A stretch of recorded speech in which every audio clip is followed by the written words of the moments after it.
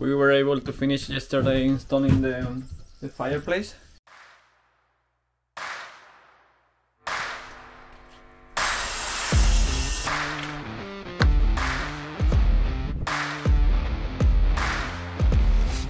Welcome to episode 15 of the Cabin Build series.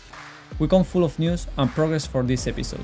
We completely finished the front facade, built the custom side window, poured a concrete base for the fireplace, installed a piece of fire-rated drywall for the very first time, and started with the installation of the fireplace. We did so many things that I almost didn't have time to say them all in this intro. Will we be able to turn the fireplace on for the very first time? Stick until the end and let us know your thoughts in the comments below.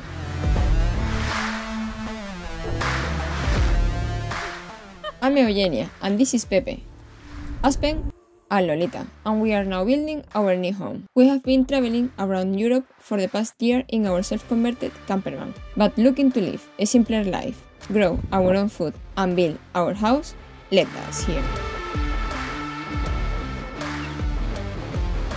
Thank you for watching, liking and subscribing. This day we wanted to finalize the upper fascia. The sky was covered with many clouds, which does not help the small solar panels that we have on top of the van. So in order to use the meter saw, we needed to turn the van on, so the alternator could give us the extra push we needed. Sorry for the noise.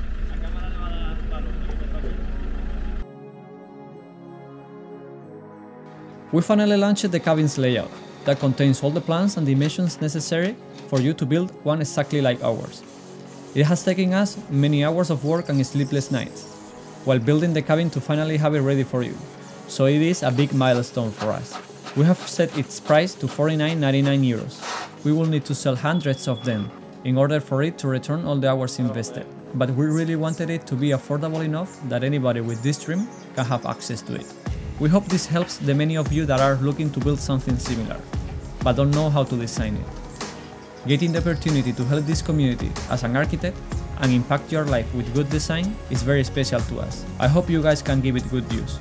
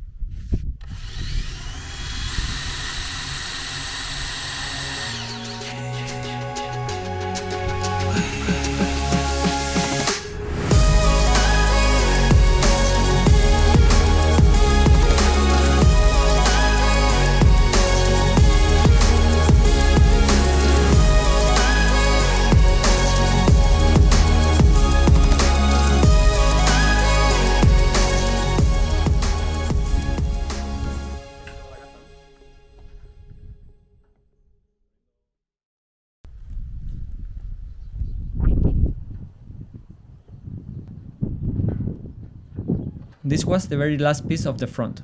It took us over 13 attempts to get it right. It is not shown here in the video, but I just wanted to let you know. So if you ever build your house, don't think we did it all at the first attempt.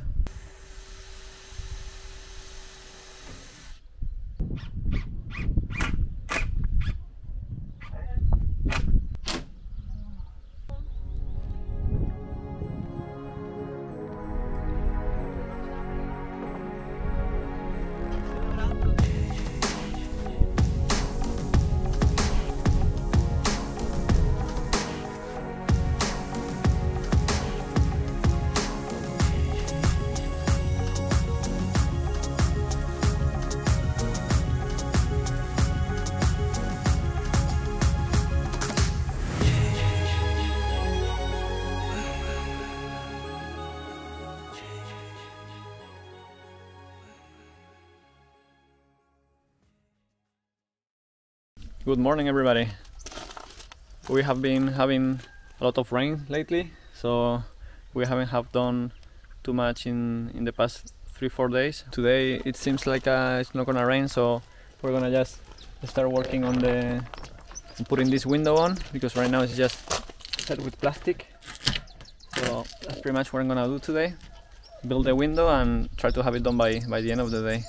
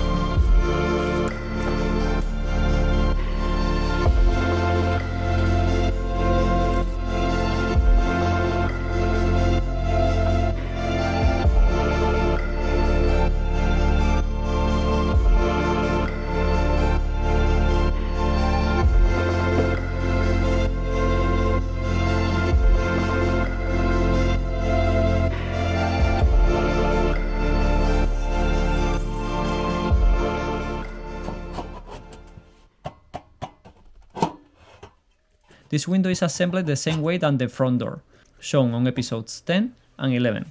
It is basically a 9 cm steel frame with alveolar polycarbonate on both sides. The key when building a custom door or window is to be very precise with the diagonals. They both need to be the exact same dimension. Don't settle for 1 mm tolerance. They need to be perfectly square if you want them to work well.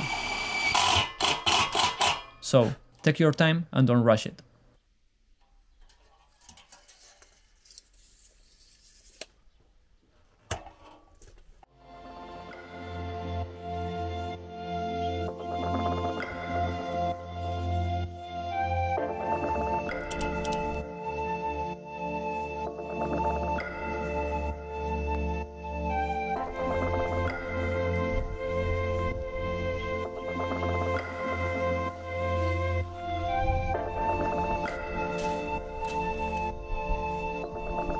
We wanted this window to be top hang, so we installed 2 hinges on the top part, each of them at 30 cm from the sides. Later, we will carve out the wood frame in order to have the hinges flush to it. Also, we will carve out the window sill in order to create a step so the water does not run inside, but we will do that in the next video.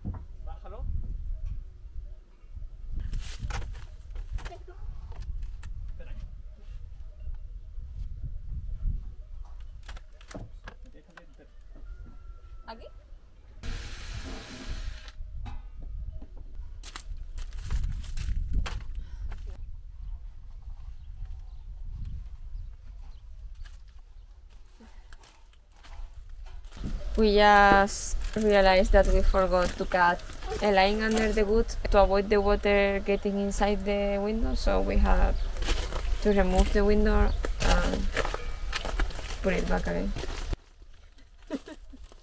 We are going to use this tool and this one.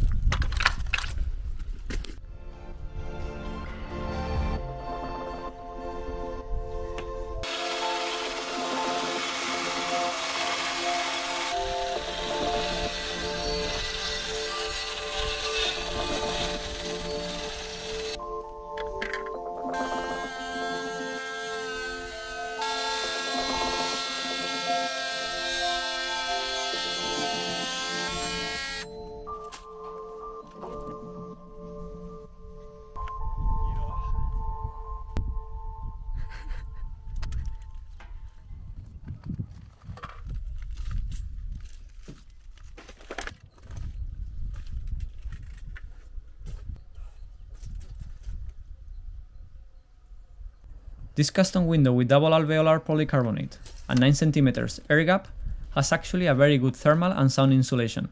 It has an U value of around 0.9, which is very good for a window. Normal double glazed windows have a U values of around 1.2. The lower the number, the better.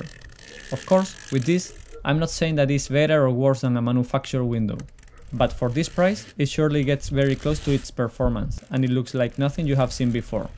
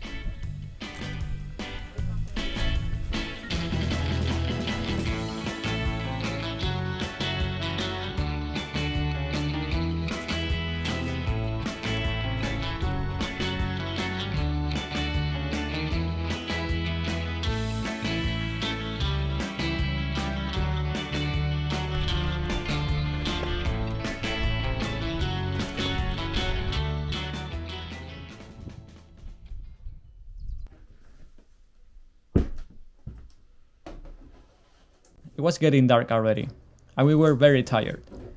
But we really needed a wind that day, so after resting a bit, I came back to finish the window from the interior. It felt so good to finally see some progress on the inside of the cabin.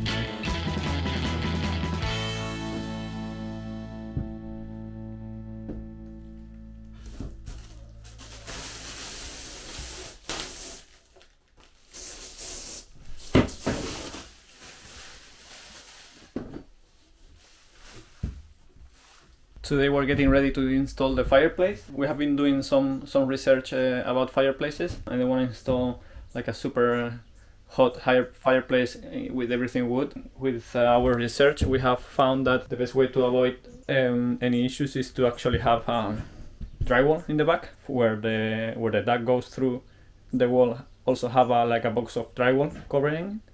We got fire rated drywall. Oops. And we're gonna cut a hole in the wall where the right behind the fireplace, and we're gonna install the drywall in there. We're gonna be tying it horizontally to the window, so the actual cut is going to be something like here, somewhere like here. We will paint it black. from here, we're gonna do a rectangle underneath the fireplace with a special concrete mix that is resistant to high temperatures. It goes up to 1200 Celsius degrees. So we're gonna have the floor.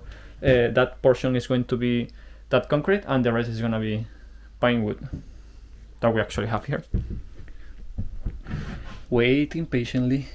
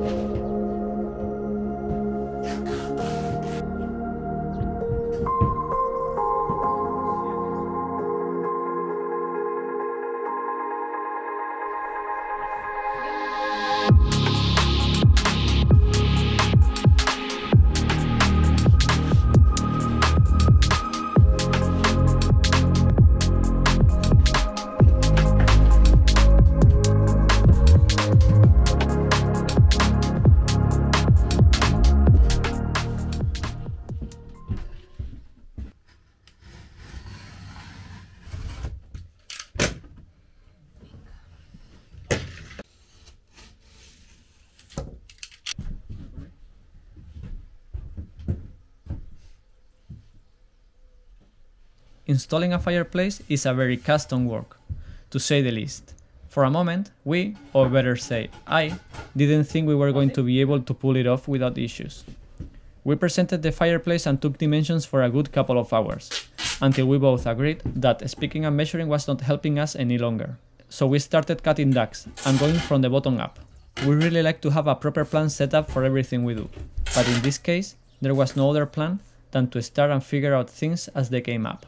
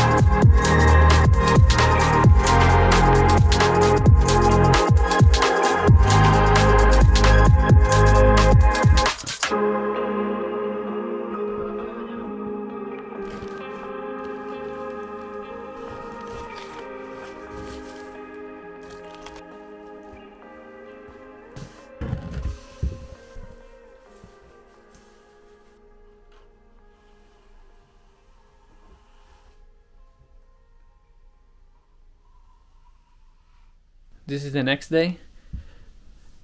It's pretty much all dry. Of course, Aspen walked on top of it yesterday night, and also this morning when I woke up, he was sleeping right on top. That being said, it looks quite good compared to what could have been done. Now we're gonna take the 3 forms out, put the fireplace on its place, put the ducts, and mark where the hole is going to be. Then we will take this wood out, cut the hole for the drywall, and it will be mostly done.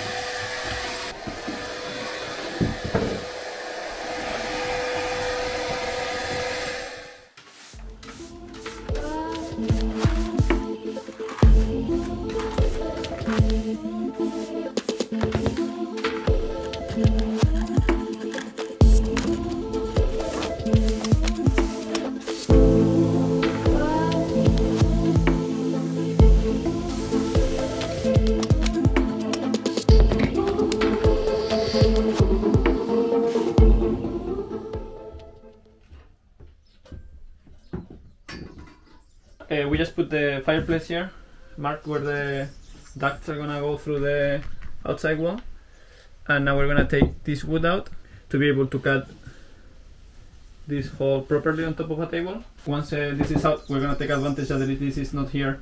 We're gonna cut the metal from the inside and also remove all the paper around the duct, and after that we're gonna put the wall again, screw it back.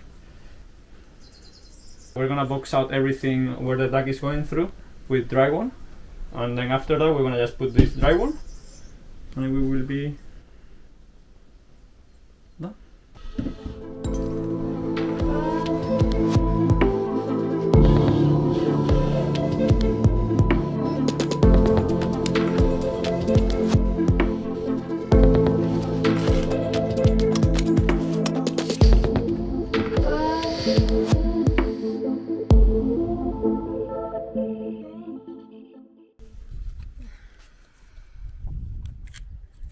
We have had to remove the metal facade from around the window because we didn't seal properly this edge here on the top one before putting the metal. I mean, we didn't do it because we didn't have the material to do it. It was gonna take a couple of weeks to receive it. But yeah, so we took it off. We're gonna seal it. Seal the whole perimeter around it, and then put the metal on top again, and then seal in front of the metal. I think that will be enough.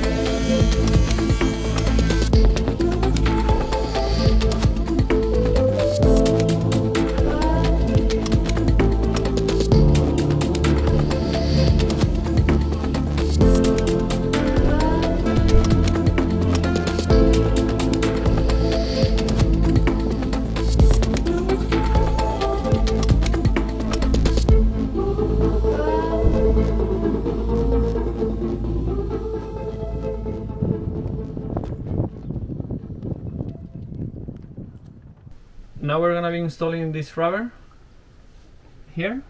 It will be the whole length, so when we close the window it gets trapped there and the water doesn't go through.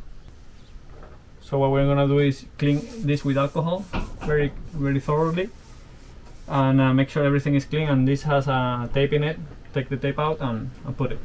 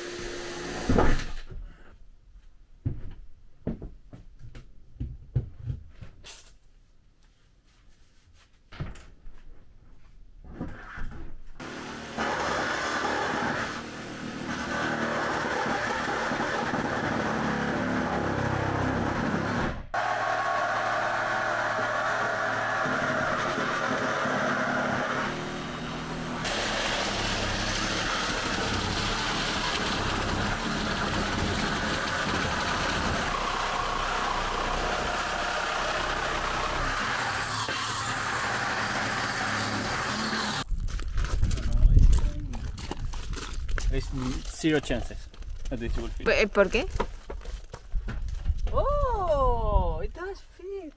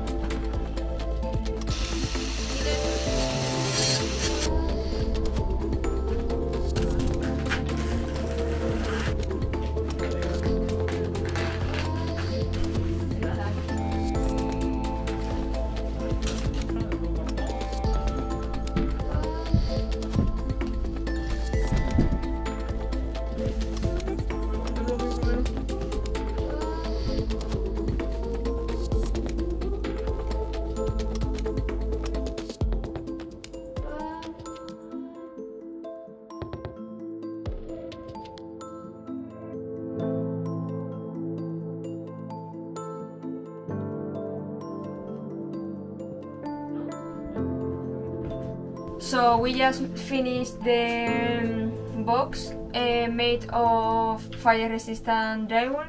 Then we are going to put inside around the duct that it's going through this insulation, but without the paper, so there is no risk of fire. We are going to finish everything with the drywall.